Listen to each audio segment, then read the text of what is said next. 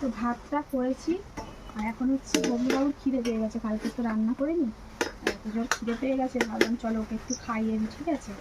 আর আজকে কি রান্না করেছি সেটা তোমাদের দেখিয়ে দিয়েছি, বেশি কিছু রান্না করিনি, ঘরে কিন্তু যা ছিল তাই দিয়ে সেরে ফেলেছি। তো ববলুকে আমি খাইয়ে দিই এখন একটু। আর এই যে আমাদের সবার ফেভারিট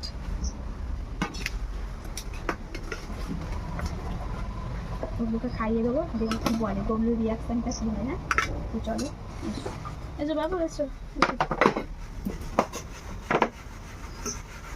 খিদে পেয়ে গেছে ও, ছেলেটা আমার কাল থেকে খাইনি।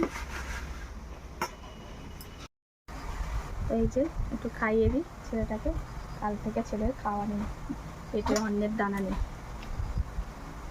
না সেই হয়ে যা, সেই হয়েছে। আর এইটা আমার ছেলের পছন্দের জিনিস, এই দেখো কেমন হয়েছে তরকারিটা। সেই সেই তো চলো এখন ছেলেটাকে খাইয়ে দিই, আর আমি আর কর্তা পরে খাচ্ছি, ঠিক আছে।